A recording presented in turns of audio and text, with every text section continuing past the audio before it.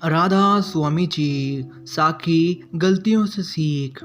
गलतियों से सीखना बहुत ज़रूरी है। जीवन में अच्छे से अच्छे घमंड और अहंकार के कारण उनकी ग्रोथ बढ़ने के बजाय घट जाती है। जीवन में हमेशा सीखना चाहिए। पिताजी एक महान चित्रकार थे। वे हर दिन अद्भुत चित्र बनाकर बाजार में बेचने जाते थे। उन्होंने अपने बेटे को भी इस कला की शिक्षा दी थी। वे दोनों मिलकर चित्र बनाते और उन्हें शाम को बाजार में बेचने जाते। पिता की चित्रकारी रोजाना अच्छे मूल्य पर बिक जाती थी, पर बेटी की मेहनत में कुछ खास रंग नहीं आ रहा था। जब वे बाजार से लौट रहे थे तो बेटा पिता से पूछा, पिताजी, हम दोनों चित्र बनाने में बराबर मेहनत करते हैं, लेकिन आपकी चित्रकारी बहुत तेजी से और महंगे दामों में बिकती है, जबकि मेरी चित्रकारी की बिक्री काफ़ी कम है और जो खरीदते हैं वह मुझे सिर्फ 1-2 रुपए ही देते हैं। ऐसा हमेशा मेरे साथ होता है।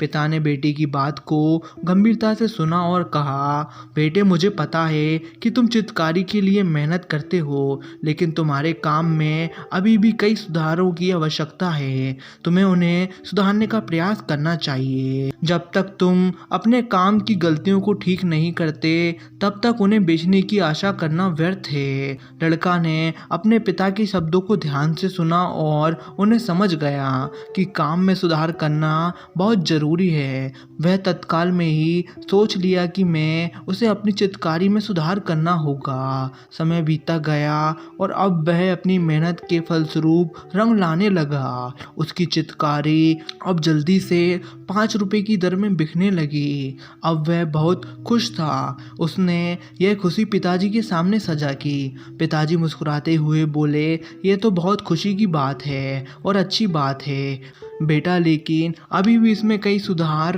की आवश्यकता है। इसलिए तुम अपनी गलतियों को सुधारने का प्रयास करो, खुद को और भी बेहतर बनाने का प्रयास करो। बेटे के चेहरे पर थोड़ी उदासी छा गई। क्या हुआ?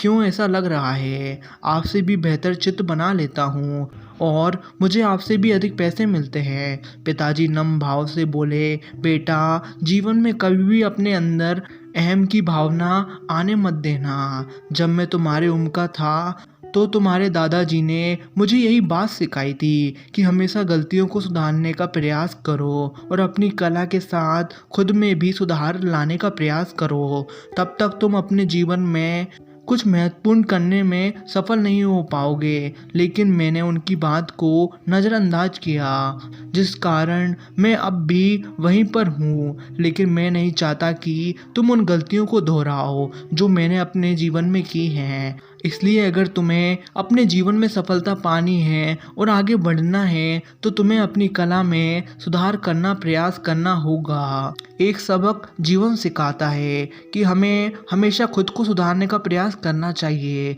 अगर हम खुद को बेहतर बनाने में सक्षम नहीं होते तो हम कब पीछे रह जाएंगे इसका हमें पता भी नहीं चलेगा। गलतियों से सीखना कितना महत्वपूर्ण है। व्यक्ति जो दूसरों में दोष देखता है वह अक्सर अपने खुद के दोष को पहचानने में असमर्थ होता है। वह व्यक्ति जो अपने स्वयं के दोष को स्वीकार कर लेता है वह अकेले ही सफलता की ओर तेजी से बढ़ता है। एक दिन पति पत्नी के साथ में नाश्ता कर रहे थे। तभी पत्नी ने खिड़की से देखा कि सामने वाली छत पर कपड़े सूख रहे हैं और वे कपड़े बहुत मैले हैं। पत्नी ने यह देखकर तुरंत अपने पति से कहा, देखो सामने वाली छत पर कपड़े कितने मैले सूख रहे हैं। मुझे लगता है इन लोगों को कपड़े ठीक से साफ करना नहीं आता। पति ने उसकी बात सुनी। इस बात पर भी वह कुछ नहीं बोला। यह बात तो अब हर दिन हो गई थी। पत्नी हर दिन मैले कपड़े देखती और वह अपने पति को यह बात करती। 1 महीने बाद वे दोनों बैठकर नाश्ता कर रहे थे। तभी पत्नी की नज़र हर दिन की तरह खिड़की के सामने वाली छत पर पड़ती है और वह देखती है कि कपड़े तो एकदम साफ हैं। वह यह देखकर अपने पति से कहती है, आज तो कपड़े बिल्कुल साफ दिख रहे हैं। मुझे लगता है कि उन लोगों में अकल आ गई है, जरूर किसी ने टोका होगा। पति ने कहा, उनके कपड़े मैले नहीं हैं, हमारा कांच मेला है। आज मैंने अच्छे से साफ किया है, इसलिए आपको कपड़े अच्छे दिख रहे हैं। हमारी जिंदगी में भी ऐसा ही होता है। कई बार हम दूसरों को तरीके से नहीं देखने में गलती कर देते हैं, क्योंकि हम खुद को तरीके से नहीं देखे बिना ही दूसरों का तरीका देखने लगते हैं।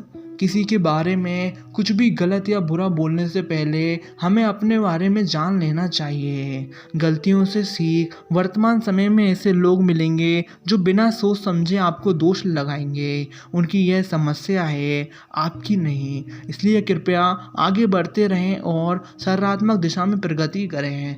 कभी भी अहंकार नहीं करें और हमेशा सही रास्ते पर चलें। आशा करता हूँ यह साखी आप सभी को अच्छी लगी होगी। अच्छी लगी है तो सभी तक ज़रूर शेयर करें। राधा स्वामी जी।